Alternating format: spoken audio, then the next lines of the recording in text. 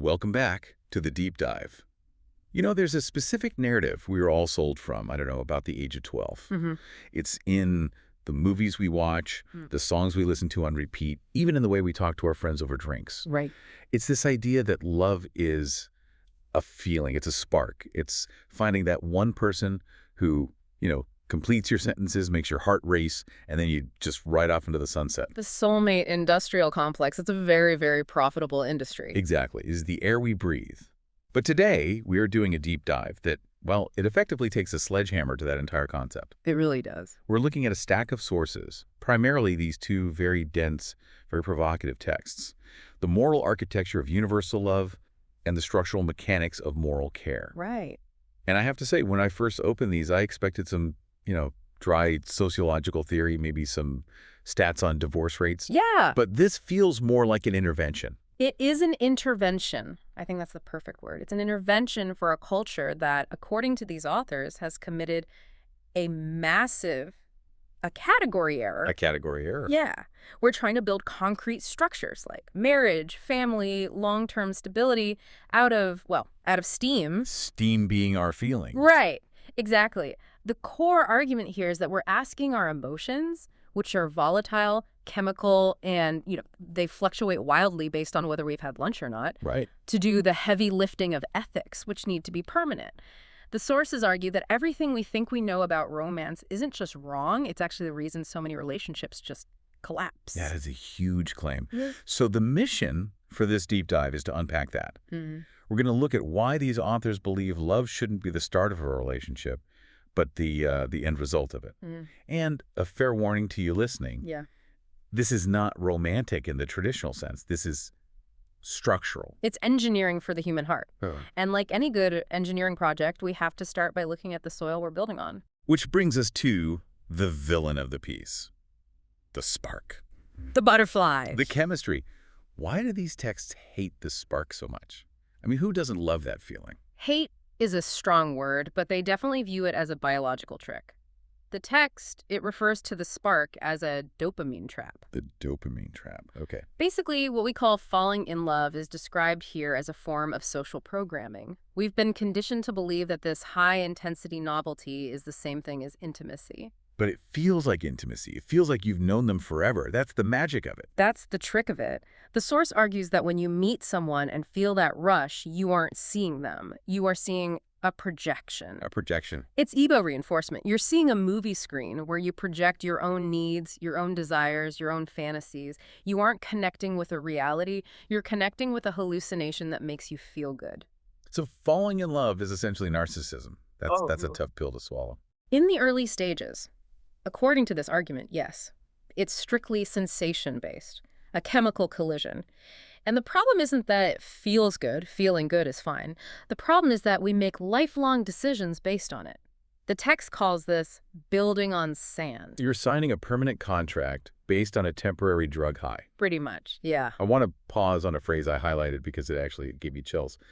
The text calls romantic love a Trojan horse. That implies it's sneaking something dangerous inside the walls. It is. It sneaks in dependency before you have the structure to support it.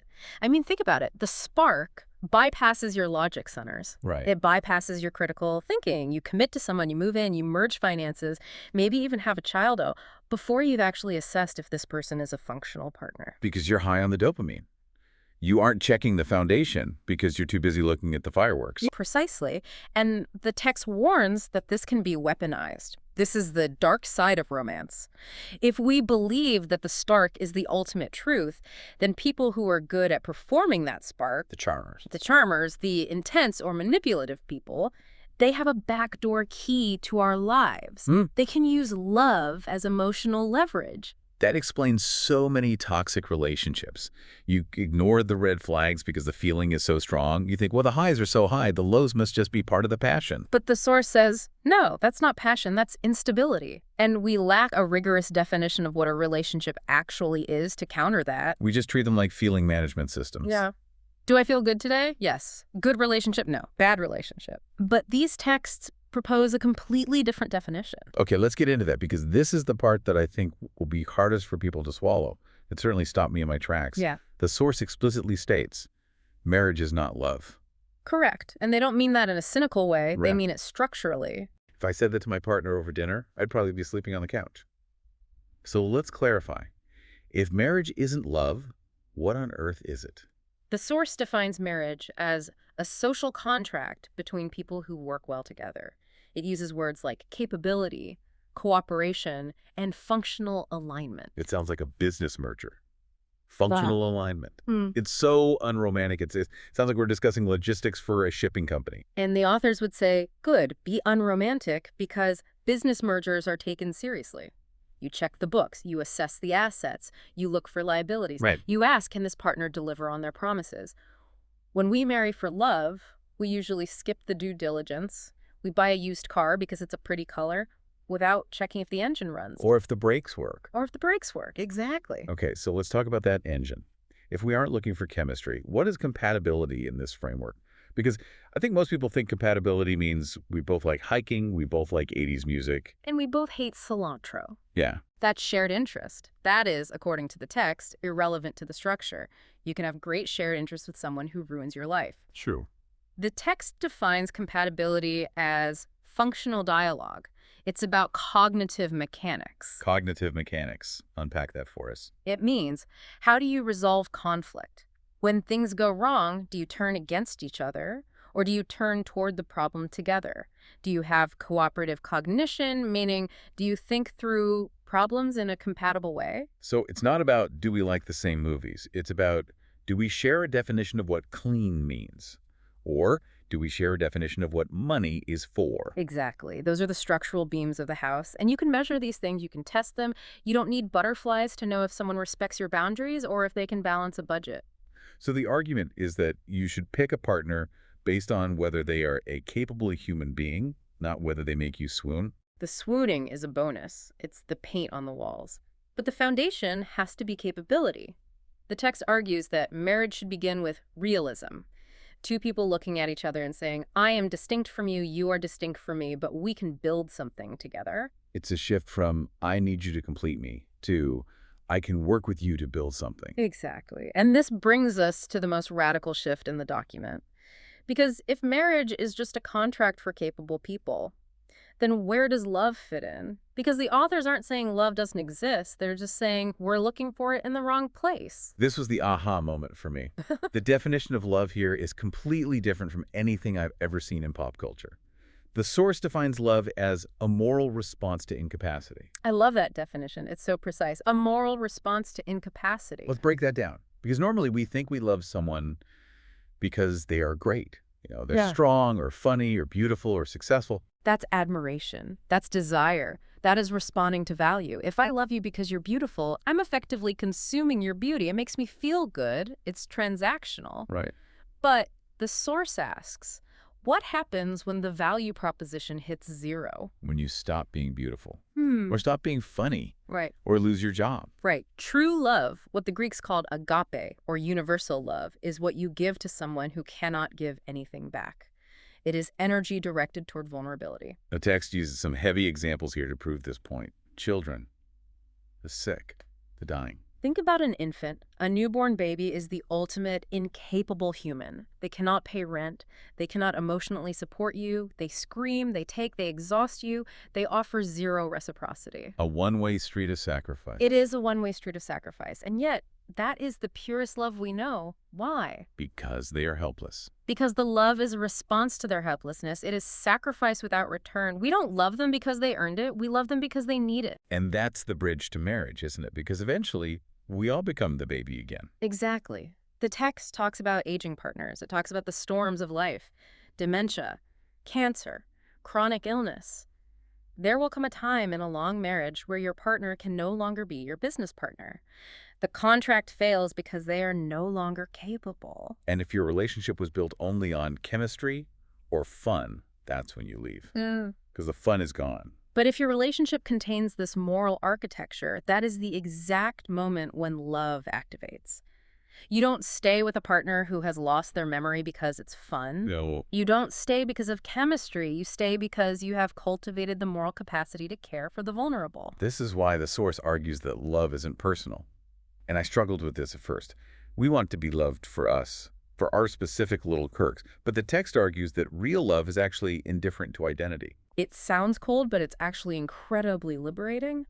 The argument is, if I only love you because of your specific personality, then if your personality changes, which it will due to age or trauma, my love dies.